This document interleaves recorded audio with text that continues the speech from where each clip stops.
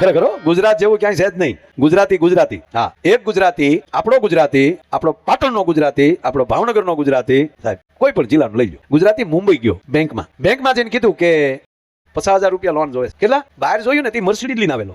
બહાર એની મર્સિડીઝ પડેલી. એટલે બેંક વાળા કીધું 50,000 ની લોન જોઈએ. અહીંયા મુંબઈમાં તમારું કઈ મકાન, કઈ મિલકત ખરી મોર્ગેજ માટે? કે અહીંયા કઈ નથી, બધું આપણું ત્યાં ગુજરાતમાં આપણે ભગવાનની દયા છે. આ મર્સિડીઝ ગાડી આપણી છે. પણ તમે મોર્ગેજમાં શું આપશો? કે આ મર્સિડીઝ, આ મારા મર્સિડીઝના પેપર, આ મારી મર્સિડીઝની ચાવી, આ મારું આઈડી પ્રૂફ, આ મારું લાયસન્સ. ઓલે ચેક કર્યું તો આ ભાઈના જ નામે મર્સિડીઝ, ડ્રાઇવિંગ લાયસન્સ એના નામનું, આઈડી પ્રૂફ જેટલા બીજા હતા એ બધા એના નામના કમ્પ્લીટ. અને પાછું કે ગેરંટી કે જ્યાં સુધી હું તમને 50,000 રૂપિયા દેવા ન આવું વ્યાજ સાથે, ત્યાં સુધી તમારા મર્સિડીઝ અહીંયા રાખવાની. હવે 1.25 કરોડની ગાડી અને 50,000 રૂપિયા, આમાં તો 50 લાખ રૂપિયા લોન મળે. અને સરખી નવી ગાડી હોય તો આખી કરોડ રૂપિયા લોન આપે. એમાં શું વાંધો? અને આને મૂળ 50,000 એટલે બેંક વાળાને શું મારો ગાંડો લાગે? ઓલો કે ગાંડા કરી દે, ઈ ગાંડો નહીં. ઓલાને હવે મર્સિડીઝ જ આપતા હતા, પેપર આપી દીધા. અહીં તરત તમને કહો એને બધે જ્યાં કીધું ત્યાં સાઇન કરી દીધી, પેપર તૈયાર થઈ ગયા અને 50,000 રૂપિયા આપી દીધા. એટલે ગાડીના કાગળ અને સીધી બેંકના ગેરેજમાં, એના શોપમાં એમ કહેવાય અંત પાછળ એ તરત મર્સિડીઝ મુકાઈ ગઈ, માથે ઢંકાઈ ગયું. અને સાહેબ ઓલો મને 50,000 રૂપિયા લઈને વયો ગયો. 50,000 રૂપિયા લઈને વયો ગયો. પણ બેંક મેનેજરને ઘરે ઊંઘ ન આવી કે હારું જેને મર્સિડીઝ ગાડી એની પાસે 50,000 રૂપિયાની હોય લોન લેવા આવવું પડ્યું. હારી મર્સિડીઝ હશે તો હાસુક લઈને સાઈનાની તો નહીં હોય ને.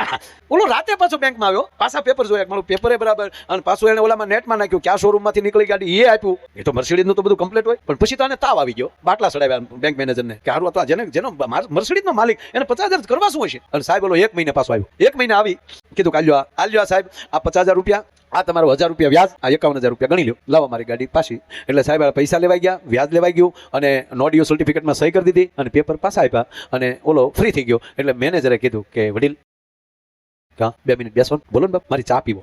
ચા લાવો, ચા મગાવી. અને પછી એ કીધું કે તમે 1 મહિનાથી ગયા ને હું હૂતો નથી. કે કેમ, તમને શું વાંધો આવ્યો?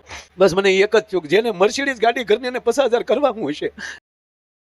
કેમ, મને જરૂર ન પડે પૈસાની? કે પણ મને ગાંડા ભાઈ એ તો કહો, તમે આ ગાડી મૂકીને પાછી તમે લોન લીધી, એ તો નકર પેપર થી દઈએ કાંઈ, પણ તમે ગાડી મૂકતા ગયા. ભલા એ તો મને કહો તમે આ કર્યું. આપણે બોલો ભાઈ કે એવું હોય ને તો તમારે ગુજરાતમાં જન્મ લેવો પડે તો આ સમજાય, એમણામ ન સમજાય.